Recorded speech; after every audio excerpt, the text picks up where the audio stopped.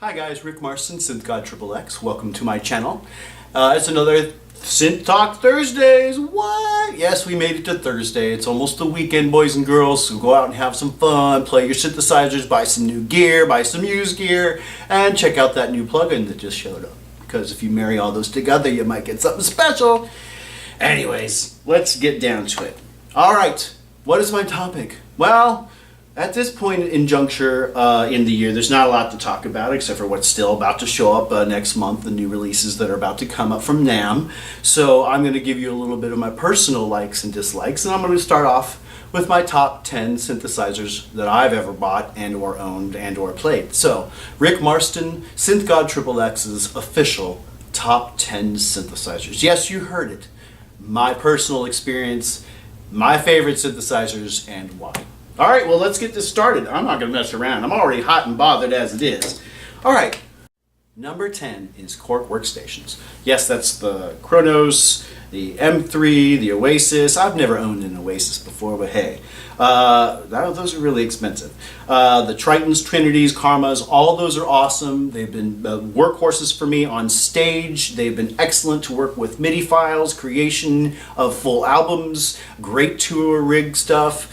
I have to say, I can't just pick one specific music workstation by Korg, but I have to say that number 10 is in general that conglomerate of all the different ones that I've experienced and purchased and owned and toured with. And every time that I've used, and you've probably seen some pictures from Earth Empire of us playing on stage live, Lisa always had either a Korg workstation or a Roland workstation as the main master synth.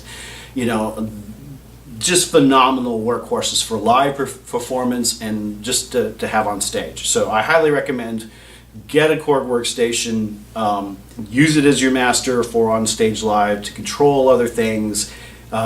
Check and make sure, like I said in my use synths to avoid, check and see if there's any issues with the bender, if there's any buttons that have been overly pushed in, like the start-stop sequencer button.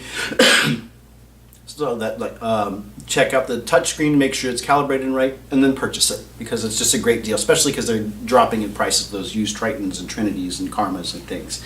Okay, number 9 of Rik Marston SynthgodXXX's awesome favorite synthesizers of the universe is the Waldorf XTK. Or XT, doesn't matter, it's the module or the keyboard version. I prefer the keyboard version to a module, but that is one of the coolest ambient sci-fi scapes, relaxation, and at the total polar opposite, it could be used for hard electronic, techno, analog, virtual analog emulations, wavetable tripping, all of those cool things. So I still think to this day the XT or XTK is a phenomenal purchase. Remember there was the limited edition blackface version, which is really cool for those who are really into the cool darker stuff, the gothic industrial style, to have that. I personally like the bright orange Rev 3 version of the XT. It was wonderful. The colors were bitchin' and neon, and some people hate the colors that Waldorf had pushed. I loved them. I thought they were awesome. On a side note from that, if I have another secondary hybrid of what I think would be a nice mix of that, I would say having the Waldorf Q, Micro Q, whatnot, those were wonderful, or the Micro Q keyboard. That was a really cool purchase because I absolutely loved it. It was absolutely cool.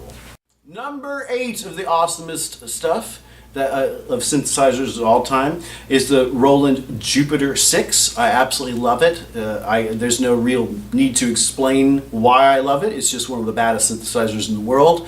It's very fat and meaty and lush and strong and built like a tank. Get the Europa upgrade because you don't want to have to deal with the cassette loading of the patches. That's a drag. It never works. An alternate to that would be the Roland MKS-80. The MKS-80 was the rack version of it, supposedly, or a hybrid supposedly of the 8 and the 6. I personally thought it was the 6 racked, the Rev 5, or 4 or 5, but I think it was 5. Highly recommend it. Either the rack version or get the Jupiter 6 itself, worth the $3,000 nowadays. Number 7, Moog Voyager. I had the Moog Voyager Indigo, which was the purple version with the purple mod and pitch wheel. Those were phenomenal. With the touch pad, the XY pad was wonderful. You could see everything on the display, showing you all your parameters. Highly recommended. A lot of the backlights I said, like in my use synth to avoid, are going out, so be aware of that. They always have the XL still to get. It's just totally awesome and expensive, and has a longer key range and has some of the modules built into it, so that's something to highly push. I absolutely love it. An alternate for the position of number 7 was the Moog Little Fatty. I absolutely love that line. I thought it was wonderful. From the Toxic Edition, the Limited Edition, Tribute Edition was wonderful, which started the whole Tribute editions for Moog. So the Mini Moog Voyager is a phenomenal synth. It's a total winner. It's absolutely cool, and it just looks phenomenal. Okay, number 6 of the hottest, best, top synthesizers ever designed that I love, that I've purchased, I played, I loved, and worshipped almost. The Roland V-Synth. I'm sorry, the Roland V-Synth is one of the coolest synths ever designed, with the elastic audio, the ability to time pitch shift and tweak and use the XY time trip pad, the dual dBs that can be each assigned to different parameters. I really like the V-Synth. Alright. Oh, number 5, Rick. Nope, that's going to be for next week, boys and girls. I'll continue on my top 10 best favorite synths of all time next week. So thank you so much for watching. Please like, share, and subscribe. Please support the SynthgodXXX channel by buying the awesome Reverb sample collections that I posted. I have 16 of those, and I'm sure you're about to see my little ad for that right now. So thank you so much. May your energies be strong and renew, and I'll see you next week for the rest of this top 10 list. Bye-bye.